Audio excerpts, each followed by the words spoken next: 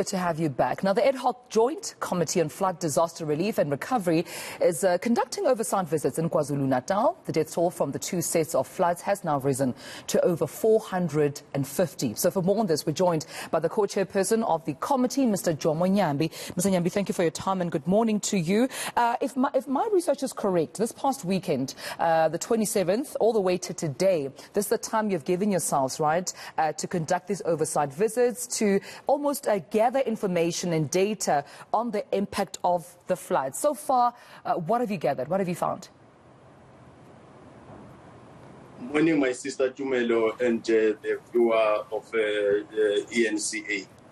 What we've gathered on the ground is the impact of the magnitude. It's of exceptional proportion. I mean, we've been to 3 different regions, different local municipalities, interacted with the relevant leadership, starting with the Premier, the MEC, mayors, and seeing people. One thing that we can confirm is that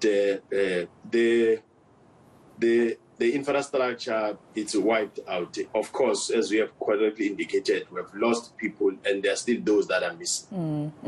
With that being said, I know that there was a briefing held yesterday. The Premier was present, a delegation from Qatar also present, just to explain, the humanitarian aid that will be offered to the province. Just take us through what exactly came out of the briefing in terms of, the relief that now will be afforded to KwaZulu-Natal.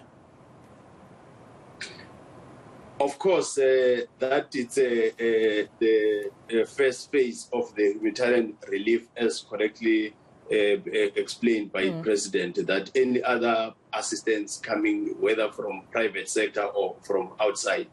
And yesterday, that was the arrangement of government, but we're not part of that because we were in another district dealing with the people that are affected on the ground. And also, you did mention that there's still many more people missing. Mr. Nyambo, when you estimate, how long will it take to bring some closure to the families that are still seeking, their loved ones who are still missing? Some obviously feared to have lost their lives due to these floods. When we look at the recovery process, how much more time do you think it will still take? It will take some time. It's not something that can be sorted overnight. And it needs a lot of money to be pumped in. That is why next week, or during the course of this week, we've invited the Minister of Finance to engage about the funding, because you need more than 25 billion.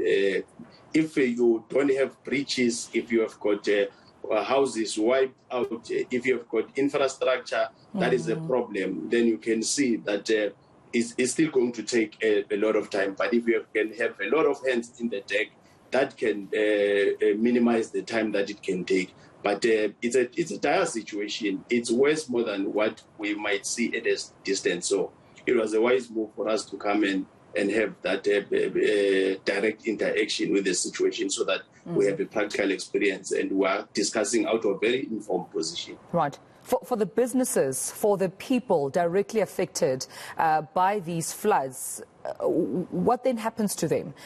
Because I can imagine the concern, the agony, the frustration, wanting to go back to normal, wanting to rebuild their lives, but they can't because there's still this oversight that's still going on. There's still a process where money still needs to be pumped into rebuilding infrastructure, etc. It seems their livelihoods and their lives now almost at a standstill. What happens to them now? One thing that is coming out clearly right from the first day when we decided to invite the minister in the presidency, Honorable Gungubele, who is in charge of monitoring and evaluation, and of course getting the presentation from the minister of COGTA and the premier in the province, and doing the interaction with the people on the ground running different businesses. What is very clear is that we have to have a streamlined approach, a proper coordination that will bring serious effectiveness and efficiency, so that we try to speed up the process, because there are things that cannot be postponed.